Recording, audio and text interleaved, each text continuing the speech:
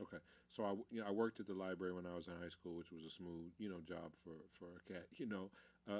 And so I was around a lot of books, and I got into reading science fiction books and things like that. And I was just comic books, and all that kind of stuff. And so I was influenced a lot.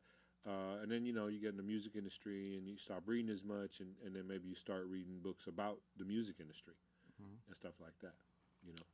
So you just bypassed the whole Judy Bloom thing. You didn't start there like everybody else did.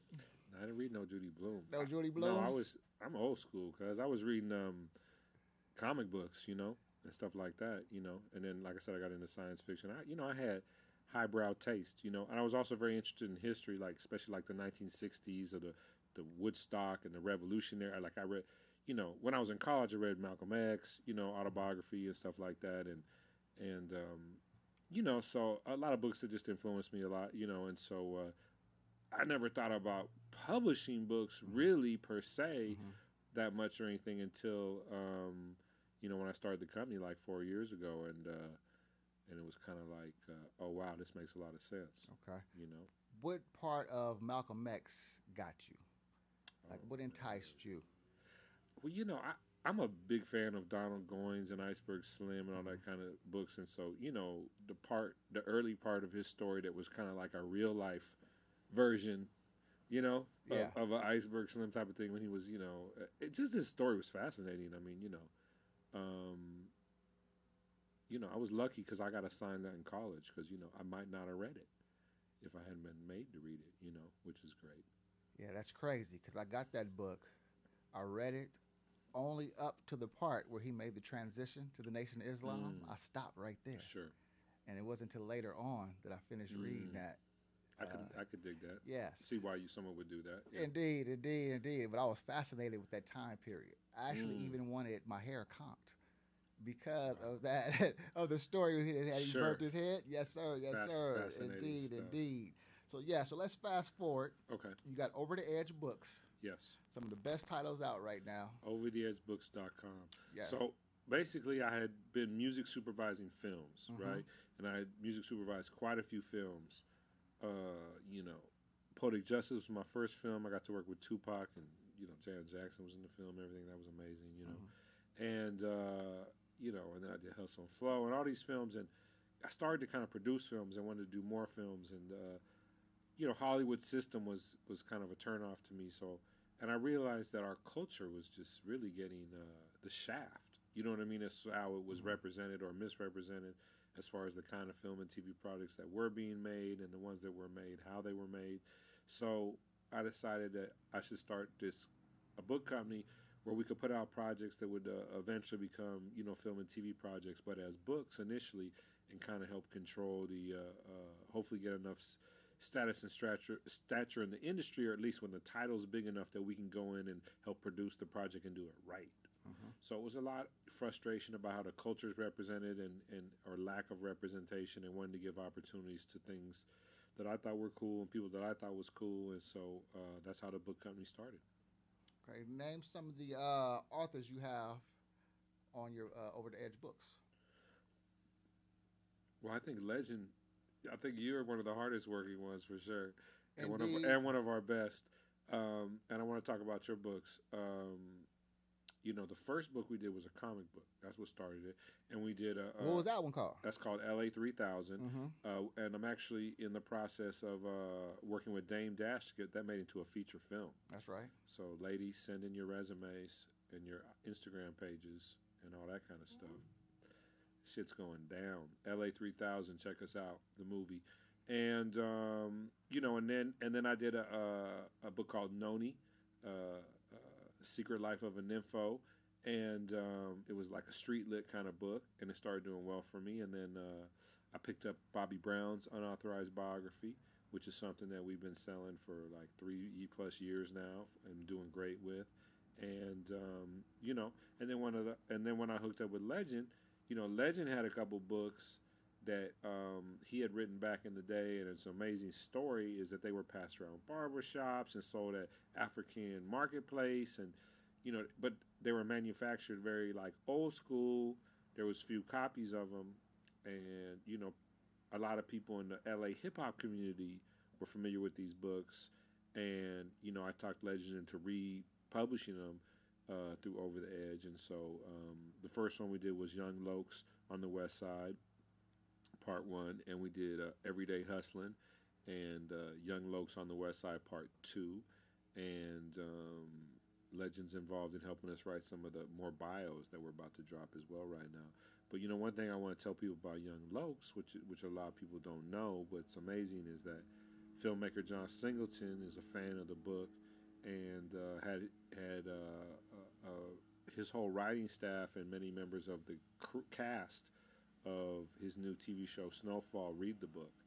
So if you like Snowfall when it comes out and you check all that out, then you gotta go get Young Locs, because it was inspirational to the inspiration behind the Snowfall TV show. So that's cool. Yeah. You know what I like though? I like that you're saying Legend like I'm not like right here. I like that though. There's this guy named Legend. He writes for us. Yeah.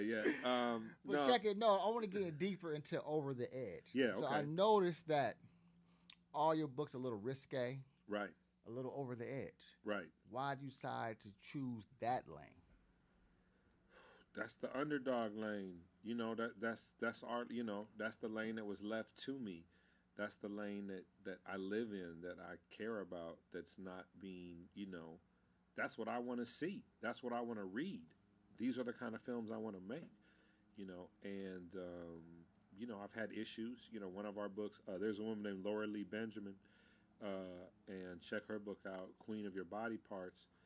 It's erotic art from a lesbian perspective, and the first manufacturer would refuse to publish the book, said it was pornography. Oh, and she's in LA today at the Amber Rose Slut Walk, which I'm going to right after this. So I know this ain't airing live, but catch it on the rebound, on the replay. Yes. But yeah, the Amber Rose. So and it's great. After I met her online and we did her book, Vice did a big article covering her in the book and everything, and the Amber Rose thing came about. So, I help legitimize young artists by giving them books, because anyone can self-publish a book, and I'm not against it. I give people advice on how to do it if they want right now. You know what I mean? If they think it's better for them to self-publish, though I rarely do I think it is. You know what I mean? Mm-hmm. But I'm always willing to do that. But I've given legitimacy to a lot of young artists and authors, because we've published their books, and now their books are being published on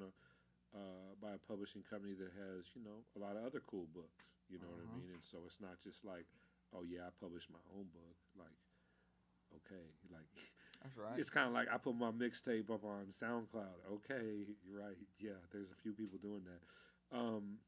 But like I said, if people want to self-publish, then and some people have already a platform built in, so they rather just try to keep all the money. And so I give people advice. I tell them how to do it. Okay, let's rewind back, Cutty Mack. Yeah. I heard you mention something earlier that caught my attention. You just mentioned the OGs. Right. Donald Goines, Iceberg Slim. Now I know for sure there was a third one. His name never really always in that sentence, but there is a third one out there. Right. And he is on your team right now. Right. Odie Hawkins, tell me about that. Oh man, yeah, it's really taking me to the moment where you guys hooked up. I want to go in that moment right there. Well, what's really cool about starting the company is things like this story I'm about to tell you.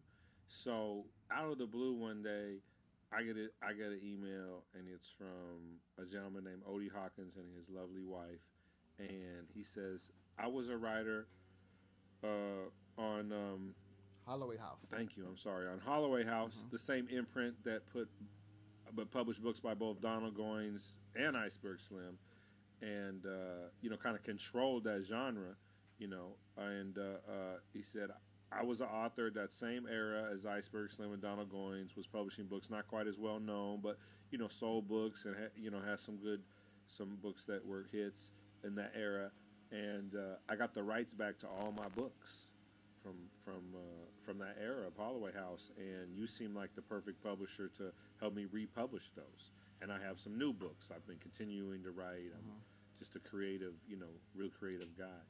And so, it was just amazing to meet this really hip guy, Odie Hawkins. I think he's in want to say his 80s now, you know what I mean, or whatever. And he goes out and speaks and this and that, and just trying to help get his work known to a younger generation.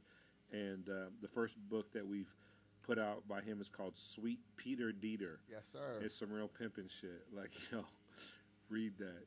You want to get your yeah. pimp game up? No spoilers, but it's a cold one. Yeah. Definitely. So let's go to bring it up to the hip hop era. Right. You got the lovely Darlene Ortiz. Yeah. Two of them.